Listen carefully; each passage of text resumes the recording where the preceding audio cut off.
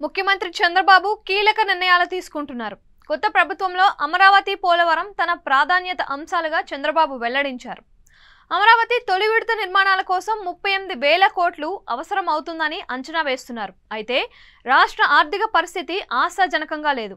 కేంద్రం నుంచి రాజధాని కోసం నిధులు ఆశించిన స్థాయిలో వచ్చే ఛాన్స్ లేదని భావిస్తున్నారు. దీంతో సొంతంగా నిధుల సమీకరణ కోసం కొత్త ఆలోచనలతో ముందుకు వెళ్తున్నారు. అమరావతి నిర్మాణం చంద్రబాబు ప్రతిష్టాత్మకంగా తీసుకున్నారు. దీంతో రాజధాని అమరావతి నిర్మాణం కోసం ప్రైవేట్ సంస్థలు, వ్యక్తుల నుంచి నిధులు సేకరించాలని రాష్ట్ర ప్రభుత్వం భావిస్తున్నట్లు తెలిపింది.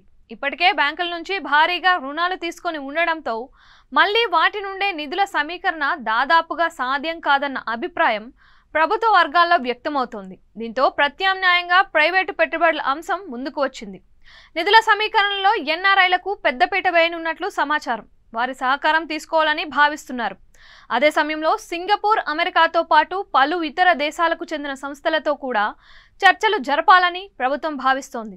వీటితో పాటు రాజధాని ప్రాంతంలో తమ కార్యాలయాలను ప్రారంభించాల్సిందిగా పలు సాఫ్ట్వేర్ కంపెనీలను కోరాలని నిర్ణయించింది.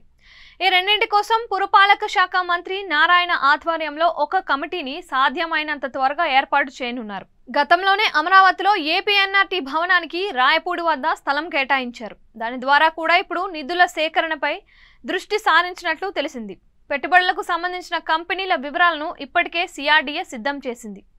రాజధాని ప్రాంతంలో ప్రస్తుతం ఉన్న పరిస్థితులపై మరో 10 రోజుల్లో సిఆర్డీఏ అధికారులు నివేదిక ఇవ్వనున్నారు. అనంతరం నిధుల కోసం వేట ప్రారంభించనున్నట్లు తెలిసింది. అమరావతి రాజధాని ప్రాజెక్టుకు కనీసం 43,000 కోట్ల అవసరం ఉంది. వైసీపీ ప్రభుత్వం అధికారంలోకి వచ్చే నాటికి 15,000 కోట్ల విలువైన పనులను టెండర్లకు పిలిచారు. వీటిలో దాదాపుగా 9,000 కోట్ల విలువైన పనులు ప్రారంభమయ్యాయి.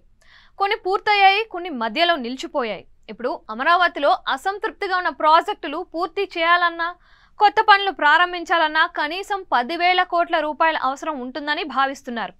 ఈ మొత్తం పైన పూర్తి స్థాయిలో కసరత్తు చేసిన తరువాత ప్రభుత్వం అధికారికంగా నిర్ణయం తీసుకునేలా అడుగులు వేస్తోందని సమాచారం.